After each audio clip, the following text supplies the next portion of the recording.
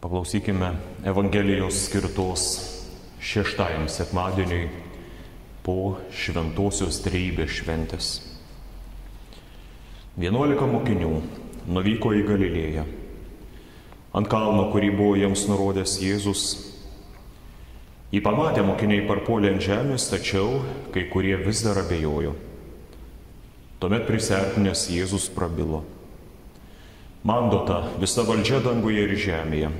Tad eikite ir padarykite mano mokiniais visų tautų žmonės, krikštydami juos vardant Tėvo ir Sūnaus ir Šventosios Dvasios, mokydami laikytis visko, ką tik esu jums įsakęs. Ir štai, aš esu su jumis per visas dienas iki pasaulio pabaigos. Amen.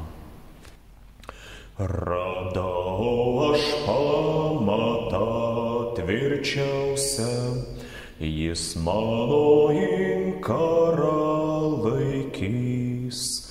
Tai Kristaus kraujas man brangiausias, kuris man sielą apvalys.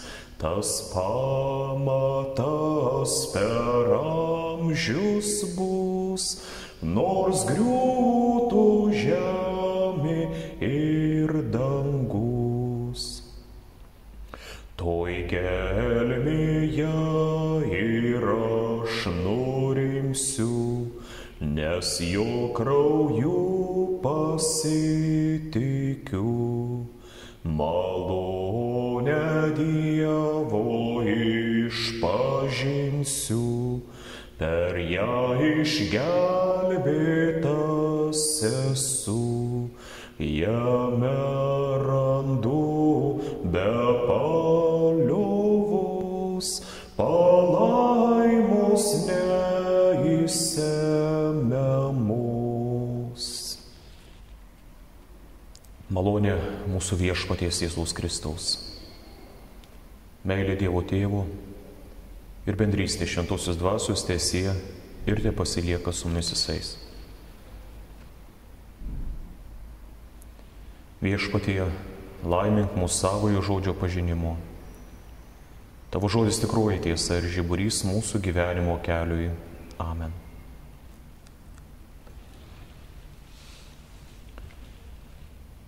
Dar Velykų rytą pasirodęs angelas taip guodė dėl Jėzaus mirties liūdinčias moteris. Jis prisikėlė iš numirusių ir pirma jūsų eina į Galilėją. Tenai jį ir pamatysite. Ir pats Jėzus netrukus pradžiugina jas pasirodydamas asmeniškai ir tai patvirtindamas, kad yra gyvas, bei pakartoja moterims tą patį, ką anksčiau joms sakė angelas. Nebijokite. Eikite ir pasakykite mano broliams, kad keliautų į Galilėją. Jie ten mane ir pamatys. Jis nurodo moterims, apaštalams ir kitoms Viešpatį mylinčioms širdims keliauti į Galilėją, žadėdamas, kad ten visi susirinkusieji jį pamatys, prisikėlusi, mirti nugalėjusi savo Viešpatį. Kodėl būtent Galilėja? Galilėjoje išsipildė pranašo Izaijo žodžiai. Mirties šalyje užtekėjo šviesybė. Galilėjoje po Jono Krikštytojo suėmimo Jėzus pradėjo skelbti: Atsiverskite, nes prisiartino dangaus karalystė. Ir jeigu ne tik pranašai, bet ir pats Viešpats tai mums sako: atsiverskite, tai turėtume labai rimtai įsiklausyti į jo žodžius, nes Dievo karalystė yra arti tom širdims, kurios gręžiasi į Viešpatį, ieško Viešpaties. Galilėjoje Jėzus pašaukė ir pirmuosius apaštalus, Simoną, vadinamą Petru, ir jo brolį Andriejų, metančius tinklus į ežerą. Mat jie buvo žvejai. Ir jiems tarė: eikite paskui mane, aš padarysiu jūs žmonių žvejais. Ir žvejų rankas atidavė bažnyčios tinklus, kad Evangelijos tinklais būtų traukiamos link Dievo žmonių širdis. Galilėjoje jis parodė savo dieviškąją šlovę, mokydamas, gydydamas įvairias žmonių negalias ir ligas, stiprindamas kentėjimų apimtus ir vaduodamas iš tamsybių valdovo valdžios demonų apsėstuosius. Galilėjoje buvo pasakytas nuostabus kalno pamokslas, kurį sudaro patys gražiausi Jėzaus pamokymai, kurie dabar yra mūsų paguodos šaltinis, mūsų moralinis pagrindas, mūsų tikėjimo pamatai ant uolos, kuri yra pats Kristus ir kurios neišplauna jokios audros, jeigu tik ištikimai laikomasi Dievo žodžių. Tad pradėjęs savo tarnystę Galilėjoje, Jėzus nori ją čia ir išbaigti. Dabar duodamas dar vieną labai svarbų paliepimą mokiniams. Nes ne vien dėl prisikėlimo, bet ir šio paliepimo jie buvo sušaukti, kad susirinktų Galilėjoje ant vieno kalno.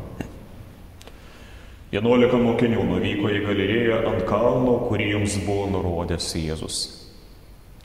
Tad kokia tai galėjo būti vieta ir kuris kalnas? Greičiausiai, kad tai buvo tas pats kalnas, ant kurio Jėzus atsinainė apaštalų Petro, Jokūbo ir Jono akivaizdoje. Apie tai rašoma Mato Evangelijos 17 skyriuje. Tai kalnas, ant kurio jiems pasirodė Mozė ir Elijas ir taip pagarbiai bendravo su Jėzumi. Tai kalnas, ant kurio pats Dievas Tėvas jiems girdint liudijo: šitas yra mano mylimasis sūnus, kuriuo aš gėriuosi, klausykite jo. Tuomet leidžiantis nuo kalno Jėzus draudė apie tai pasakoti kitiems, sakydamas: niekam nepasakokite apie regėjimą, kol žmogaus sūnus prisikels iš numirusių. Ir mokiniai iškart nesuprato, kodėl Viešpats gali to norėti. Tačiau šis liudijimas vėliau taps be galo svarbus, kilus bažnyčioje ginčams dėl Kristaus prigimties. Kas jisai buvo? Ar tik tai žmogus, kurį Dievas dėl ištikimo švento gyvenimo ir kentėjimo išaukštino? Ar jis buvo tikras Dievas ir tikras žmogus? Ir Jėzus taip, tokiu būdu parodo, kad savo dievišką šlovę ir garbę jis gauna ne dėl kentėjimų, bet visą tai turėjo savyje. Tiesa, iki kentėjimų ir prisikėlimo pridengta kūne tarsi drabužių. Todėl dabar ant to paties kalno Jėzus visiems savo mokiniams panoro parodyti savo dieviškąją šlovę. Todėl dabar susirenka ne vien tik 11 ištikimais išlikusių apaštalų, bet ir daugybė kitų tikėjimo brolių, kad išvystų Jėzaus šlovę ir iš jo paties lūpų išgirstų ypatingos svarbos nurodymą. Todėl šį įvykį greičiausiai mintise turėjo apaštalas Paulius, sakydamas ir vardindamas jiems žinomus Kristaus prisikėlusio Kristaus pasirodymus.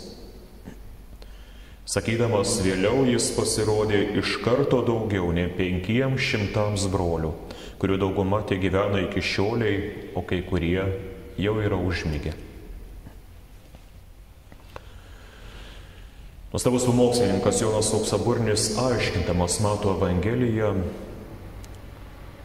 visas eilutes aiškina gana išsamei, bet paskutinę homiliją savo užbaigė tik pacituodamas paskutinės 4 Mato Evangelijos eilutes, bet nepasistengdamas jų paaiškinti. Greičiausiai todėl, kad jos kuo aiškiausiai kalba pačios už save, mums apreikšdamos Dievo valią. Kad Dievo valia yra krikštyti žmonės ir juos mokyti Jėzaus mokymu. Ir kiekvienas žodis mums turėtų būti čia aiškus, artimas, suprantamas. Pavyzdžiui, kai paminima, jog ten vis dar buvo abejojančių, iki galo nepatikėjusių moterų ar apaštalų liudijimais. Nors iki šių laikų vis dar skelbiama Evangelija, nuostabiausi Kristaus šlovės paliudijimai, nejaugi ir dabar bažnyčioje neatsirastų nė vieno abejojančio. Gerai pažinodamas mūsų širdis, Viešpats kalbėjo ilgai abejojusiam ir netgi tikėti atsisakančiam Tomui, nors visi apaštalai jam liudijo, mes regėjome Viešpatį prisikėlusi, bet Tomas tvirtino, kol aš jo nepamatysiu pats, kol nepaliesiu jo žaizdų, netikėsiu. Tai Viešpats jam kalba, tu įtikėjai, nes pamatei, palaiminti, kurie tiki nematė. Susirinkusieji nesiartino prie Jėzaus. Jie iš tolo žvelgė į jį, nes juos apėmė pagarbi baimė. Tuomet pats Jėzus prisiartina prie jų. Argi ne tai vyksta ir dabar? Kadangi mes patys nesame pajėgus nueiti pas Jėzų, įžengti į dangų, o dažnai netgi neturime ir didelio troškimo ieškoti Dievo ir artintis prie Jo, tai Jis pats ateina pas mus. Per žodį ir sakramentus artinasi prie mūsų. Jį pamatę mokiniai parpuolė ant žemės, tačiau kai kurie vis dar abejojo. Ant kelio prieš Kristų pirmiausiai pagarbiai parpuola 11 apaštalų. Nes jiems jau buvo keletą kartų apsireiškęs Viešpats ir jie buvo regėję prisikėlusi Kristų. O tie paminėti, kurie vis dar abejojo, buvo tarp tų, kurie atlydėjo apaštalus. Tačiau ir jie įsitikino, kad tas, kuris buvo atiduotas į romėnų rankas, kuris buvo kankintas ir prikaltas prie kryžiaus, ne kas nors kitas, panašus, bet tas pats jų mokytojas ir Viešpats, yra prisikėlęs iš numirusių. Tuomet ir jie suklumpa, kaip parašyta, kad Jėzaus vardui priklauktų kiekvienas kelias danguje, žemėje ir po žemė, ir kiekvienos lūpos Dievo Tėvo šloviai išpažintų. Jėzus Kristus yra Viešpats. Kodėl jie abejojo netgi iš tolo regėdami Jėzų? Jie matė iš tolo Jėzų apgaubtą paslaptingo dieviško švytėjimo. Ir jie negalėjo protu patikėti tai, ką mato jų akis, todėl ir abejojo. Bet jam prisiartinus ir ėmus kalbėti, abejojančio neliko nė vieno. Tad kai ir mes matysime Kristų visoje šlovėje, abejojančio nebebus nė vieno. Bus tik džiaugsmingos, Viešpatį tikinčios ir žinančios apie Viešpatie šlovę širdis ir sielos. Šventajame rašte tiek Viešpats, tiek apaštalai duoda tokių nurodymų, kurių dažnai mes pilnai neišpildome. Pavyzdžiui, apaštalas Paulius laiške Tesalonikiečiams nurodo, be paliovos melskitės. Ir kiek yra iš mūsų tokių, kurie be perstojo meldžiasi. Kiekviena minutė, kiekviena sekundė pripildyta maldos. Priešingai mus reikia raginti, nepamiršk maldos, malda yra svarbi, keičianti gyvenimus. Arba kai Viešpats sako, būkite tokie tobuli, kaip jūsų dangiškasis tėvas yra tobulas, kuris iš mūsų yra toks tobulas ir galėtų lygintis su dangiškoju tėvu. Jeigu mes net angelams neprilygstam ir žemiausiems šventiesiems, pagarsėjusiems savo pamaldumu, savo gerumu, dosnumu ar šventu gyvenimu, tai kaip mes galėtume lyginti su dangiškųjų tėvu. Arba kai sako, mylėkite savo priešus, darykite gerą tiems, kurie jūsų nekenčia, arba melskitės už savo persekiotojus. Mes ne tik dažnai nemokame atleisti, dovanoti, jau nekalbant apie meilę ar maldą už priešus persekiotojus, už gerų linkėjimą. Dažnai mes nesuvaldome širdies, kuris yra kaip laivas audringoje jūroje, tarsi be vairo būtų. Mes nesuvaldome savo širdies, tarsi tai būtų bėgantis, nevaldomas arklys be jojiko. Mes šių nurodymų pilnai neišpildome, nes jie dažnai viršyje mūsų jėgas, o kai kada mums pritrūksta ir tikėjimo. Tačiau tas nurodymas, kuris duodamas šios dienos Evangelijoje ir kuris labai svarbus paliepimas, vienas svarbiausių Kristaus paliepimų, dar vadinamas didžiuoju, šis paliepimas yra nesunkiai įvykdomas ir tai yra paliepimas krikštyti ir mokyti visko, ką Kristus yra mums įsakęs. Tai pirmiausiai krikštas. Krikšto neturėtume laikyti ar padaryti kažkokiu sunkiu, sudėtingu dalyku, darbu, sunkiai pasiekiamu tikslu.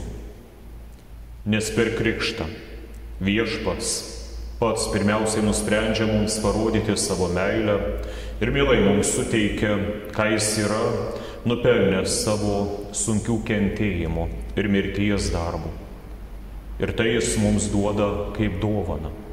Netgi tuomet, kai esame visiškai neverti tos dovanos, duoda iš meilės, gailesčio mums ir iš troškimo, kad mes būtume išganyti.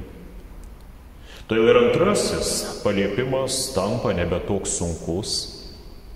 Ir netgi kai kada jis tampa labai mielas, brangus Kristų pamilusiom širdims. Nes Viešpatį mylinčiam širdims norisi džiugiai skelbti visam pasauliui apie Kristų, priminti apie jo mokymą, jo meilę žmonėms ir žodžius, ypatingai pažadus, kantriai raginti ir priminti visiems pakrikštytiesiems, ko Viešpats iš jų tikisi ir kokio gyvenimo iš jų laukia.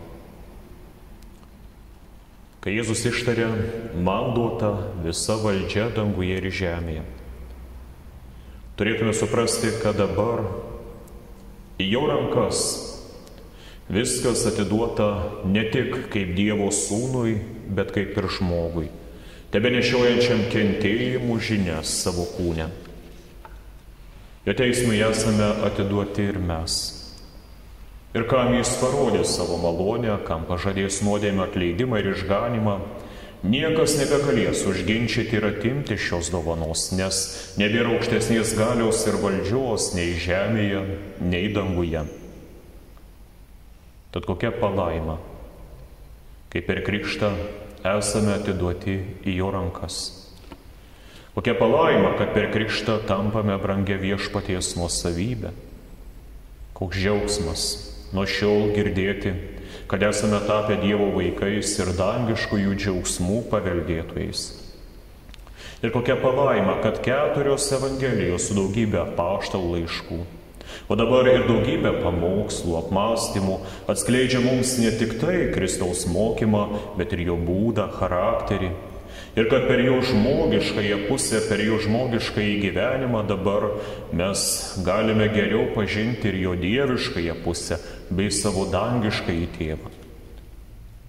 Todėl labai gerai žinome, į kieno rankas mes patikime savo kūną ir sielą, sakydami, imk Viešpatie jo savo, patikiu tau ne tik savo širdį, bet ir savo išganimą. Ir jeigu savo širdį, tai yra savo jausmus, mes ne kiekvienam atveriam ir patikim, tai juo labiau sielas patikėkime į Kristaus rankas.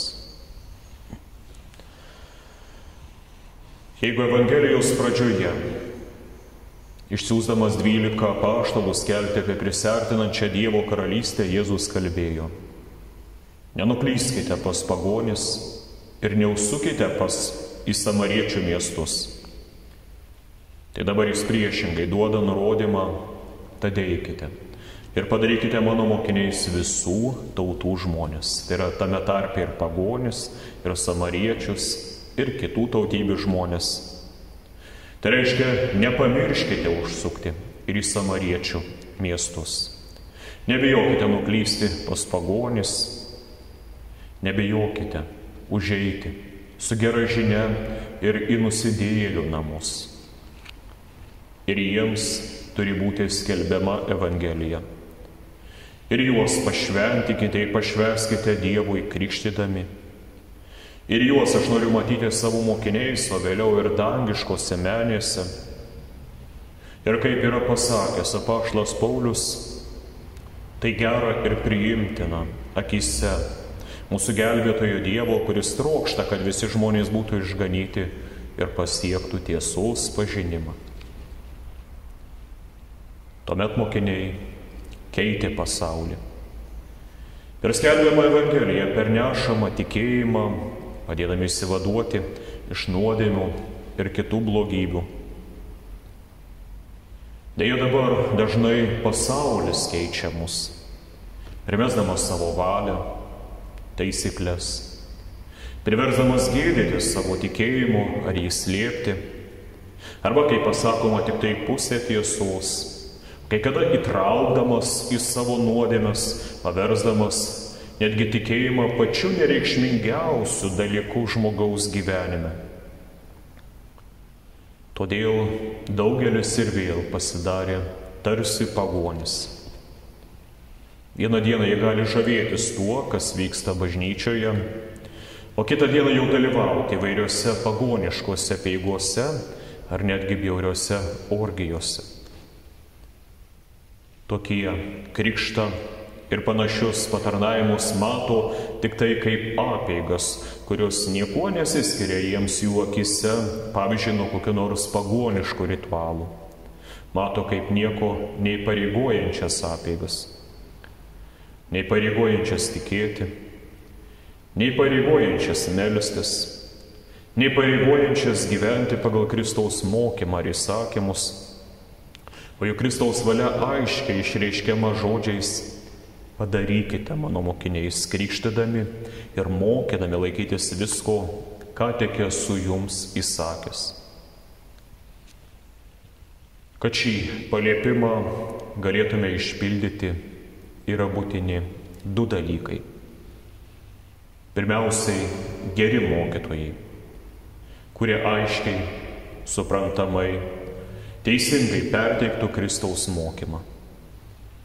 Ir antra, širdis, kurios norėtų mokintis, pažinti Kristų ir gyventi pagal jo mokymą. Bet o šį mokymą mes klaidingai suprastume galvodami, kad Viešpats nori, kad mes tik tai sukauptume kiek galima daugiau žinių, nes ne apie žinias kalba Viešpats.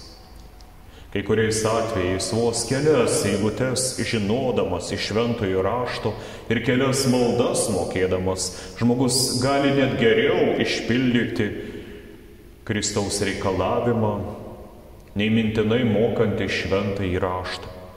Ir dėl to mokantis manipuliuoti citatomis, mokantis teisinti, prisidengti. Nes būti mokiniu reiškia gyventi taip, kaip yra įsakęs Kristus ir tikėti tuo, ką jis yra mums apreiškęs.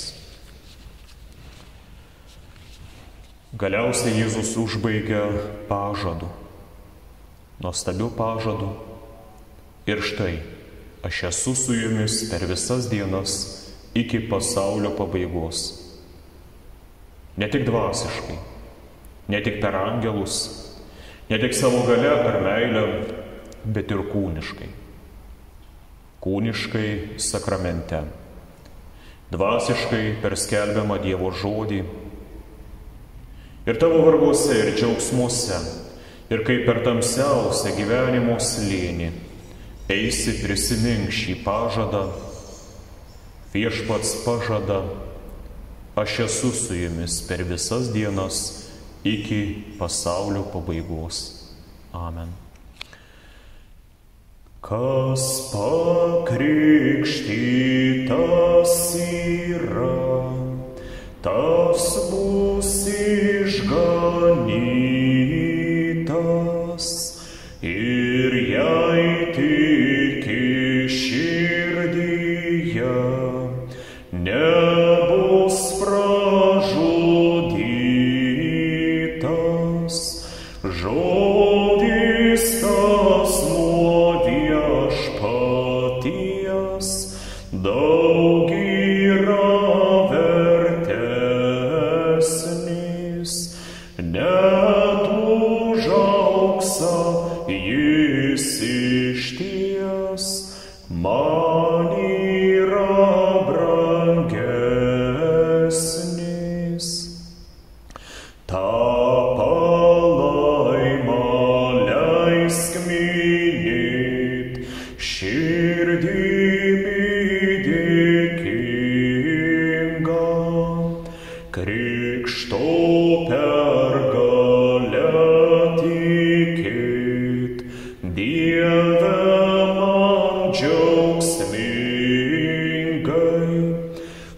Sūnus.